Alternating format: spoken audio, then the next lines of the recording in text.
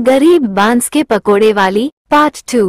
कुछ समय बाद तुम दोनों निकाल जाओ यहाँ से। मैंने शहर के 5 स्टार होटल से खाना बनाने वाले को बुलाया है। अब तुम्हारी कोई जरूरत नहीं। ये क्या कह रही हैं आप अच्छी तरह से जानती हैं हम दोनों आपके ढाबे पर काम करते हैं और इससे हमारी रोजी रोटी चलती है। तो क्या मैंने तुम्हारी रोजी रोटी का ठेका ले रखा है? मेरी मर्जी, निकलो यहाँ से। ठीक है, तो फिर हम दोनों की 1 महीने की पगार दे दीजिए, हम चले जाते हैं। तेरा दिमाग तो ठीक है इमली, कौन सी पगार मांग रही हो? दिन भर तो तू कोई काम धंधा करती नहीं थी, मुँह उठाए बस नैन मटक्का करती रहती थी। और तेरा लंगड़ा पति वो तो सिवाय कुर्सी तोड़ने के अलावा दूसरा काम नहीं करता। एक ऐसी बातें कर रही हैं आपको मेरे चरित्र पर लांछन लगाते हुए शर्म नहीं आती? बड़ी सती सावित्री बनती फिरती है।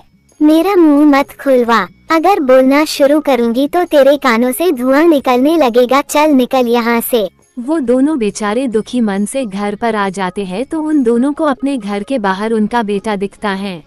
क्या हुआ बेटा, तुम घर के बाहर क्या कर रहे हो? मकान मालिक ने मुझे धक्के देके घर से निकाल दिया और सामान भी फेंक दिया। लेकिन क्यों? मकान मालिक बोल रहा था कि तुम दोनों ने 1 महीने से किराया नहीं दिया। ये सुन वो दोनों मकान मालिक के पास जाते हैं और बोलते हैं, अगर आप हमें घर से निकाल देंगे तो हम कहाँ जाएंगे? हमें कुछ दिन की मोहलत और दे दीजिए, हम किराया दे देंगे। तुम दोनों कहीं भी जाकर मरो, मुझे कोई फर्क नहीं पड़ता क्योंकि ये मकान मैंने सरपंच को बेच दिया है। तभी सरपंच भी आ जाता है और बोलता है, अभी भी वक्त है इमली, मेरी बात को मान ले। किसी भी कीमत पर नहीं।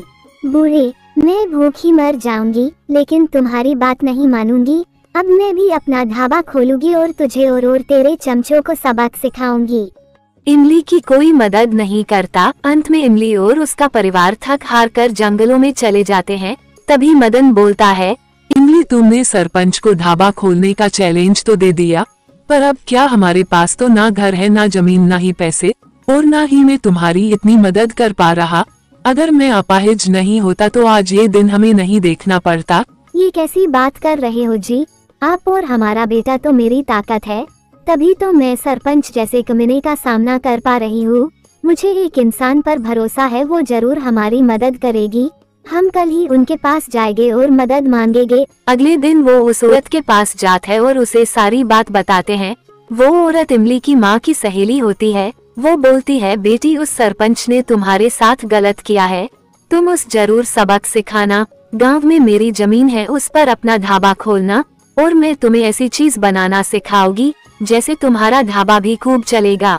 उस औरत की मदद से इमली अपना ढाबा खोल लेती है और उस औरत ने इमली को वो स्पेशल चीज बांस के पकोड़े भी बनाना सिखा देती है। एक दिन एक आदमी इमली के ढाबे पर आया और बोला, बहन आपके ढाबे पर क्या क्या मिलता है खाने को?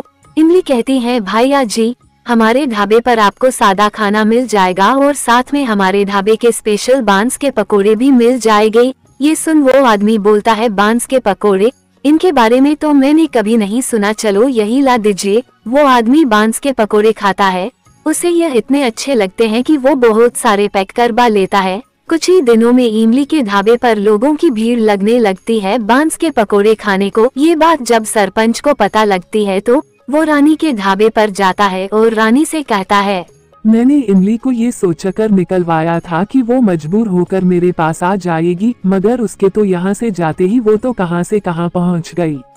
तुम्हारी बातों में आकर मैंने अपना नुकसान भी कर दिया। सरपंच, सारे लोग पागल हो गए हैं।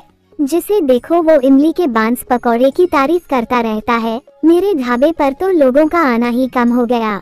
तभी रामू बोलता है, अब इमली की तरफ देखना भी मत सरपंच जी। इमली अब इमली नहीं रही, जो एक असहाय औरत हुआ करती थी। उसने जो बोला था वो कर दिखाया। तभी उसकी हाँ में हाँ मिलते हुए शामू भी बोलता है, रामू भैया बिल्कुल सही बोल रहे हैं सरपंच जी, कहीं गलती से अगर तुमने कुछ उल्टी सीधी हरकत कर दी तो लेने के देने पर जाएंगे। तुम दोनों अपनी बकवास बंद करो। लगता है इमली के पास थोड़े पैसे क्या आए, तुम दोनों ने तो अपना पाला ही बदल लिया। इमली अगर मेरी नहीं हो सकती तो किसी की नहीं हो सकती। मैं आज रात ही इमली और उसके परिवार को मार दूंगा। ना रहेगी इमली, ना रहेगी कोई मुसीबत। सरपंच ने इतना कहा ही था कि तभी एक पुलिस वाला वहां आ जाता है। तुम ऐसा कुछ नहीं कर पाओगे सरपंच। कुछ दिन पहले इमली ने एसएसपी को तुम्हारे खिलाफ शिकायत भेजी थी। मैं तब से तुम्हारी निगरानी कर रहा था और आज मैंने तुम्हारी सारी बातें सुन ली। तुम चारों की जगह बाहर नहीं बल्कि जेल में है। तभी रानी कहती है, सर आप नहीं जानते, ये सरपंच इमली पर बुरी नजर रखता था। तुम तो चुप ही रहो। अगर यह सब तुम्हारी बेटी के साथ होता तो तब भी क्या तुम सरपंच का साथ देती? तुम तो औरत के नाम पर कलंक हो। रानी तुम्हारी सजा भी जेल है। तुम भी इन तीनों के साथ जेल में चक्की पीसोगी। अगर मैं इस टाइम यहाँ पर मौजूद नहीं होता तो आज ये सरपंच अपने मकसद में कामयाब हो जाता। ये सुन सरपंच कहता है, तुम मुझे गिरफ्तार नहीं कर सकते, अभी तक मैंने कोई जुर्म नहीं किया है। इस पर पुलिस वाला कहता है, मैं तुम्हारी पल पल की खबर रख रहा था सरपंच। तुम्हारे मुंह से निकले हुए शब्द समेत कैमरे में रिकॉर्ड हो गए, जो सबूत के तौर पर अदालत में पेश करने के लिए काफी हैं। पुलिस वाले ने सरपंच, रामू, शामू और रानी को गिरफ्तार करके जेल भेज दिया।